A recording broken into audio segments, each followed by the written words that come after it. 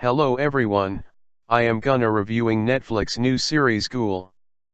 Continuing its efforts to break into the massive television market in India, Netflix followed up Sacred Games with another Phantom film series, co-produced by Blumhouse, the three-part horror miniseries Ghoul.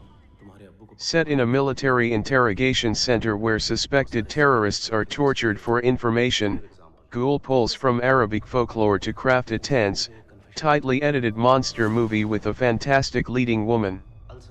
That leading woman, in fact, connects Ghoul and Sacred Games.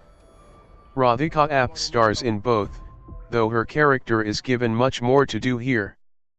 As Nita Rahim, a gifted interrogator in training in a dystopian near-future version of India under strict authoritarian rule, where riots and bombings are common and dissidents are imprisoned, she turned in her own father for seditious activities, including the Fahrenheit 451-inspired crime of stashing illegal books.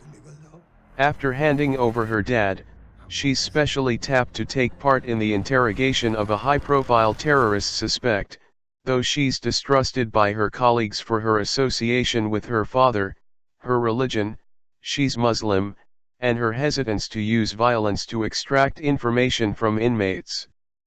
Of course, things are not what they seem here, and the mysterious dynamic between Nita, the government, and the otherworldly goal of the imprisoned summoning the Ghoul, or Jinn mysteriously unfold.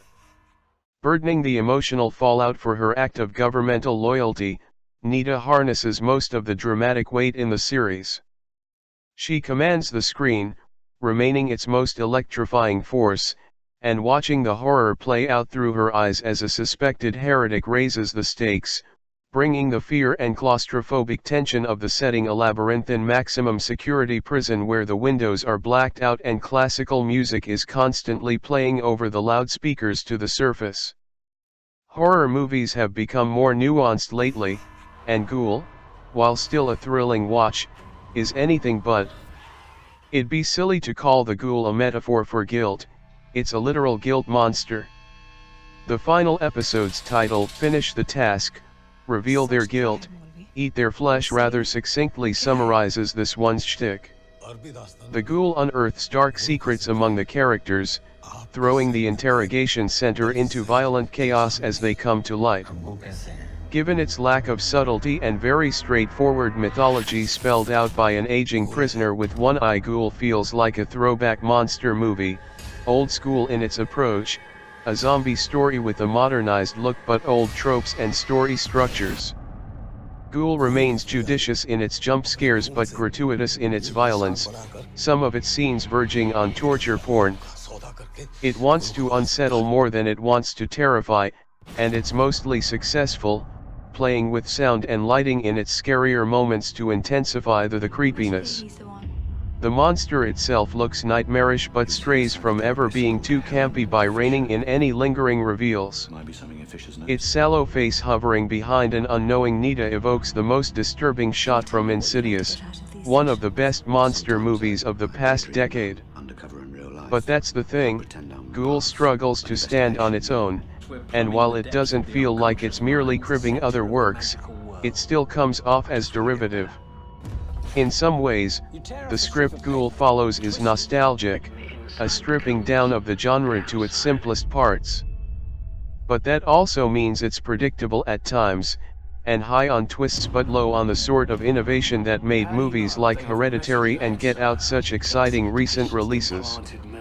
It falls prey to the same trappings that can weaken horror's power, plot developments that seem almost too convenient and rushed character development. Some of its more interesting aspects, like the dystopian drama of its world, remain too broad to really add color or freshness to the series. What exactly does the regime stand for, and why are outsider factions raging against it? At the same time, the world building that happens in the first episode nearly drags out too long, contextualizing Nita's internal struggle but also giving the series a tedious start. It's not until the back half of the series does the ghoulish horror really ramp up, culminating in an action-packed third act that's better to watch with the lights on. Ghoul was originally conceived as a movie until Netflix came into the picture, and maybe it would have been better delivered with some of its looser parts trimmed. The way the first episode ends doesn't exactly inspire the gotta play the next one impulse, it's more a first act to a film, dripping in exposition. But by early in the second episode, Ghoul settles into a more frantic pacing and tone. It's a quick watch, and its tropes aren't damning, just familiar. But sometimes a classic monster movie does just the trick. Hope you like the video. Don't forget to subscribe urbanclay.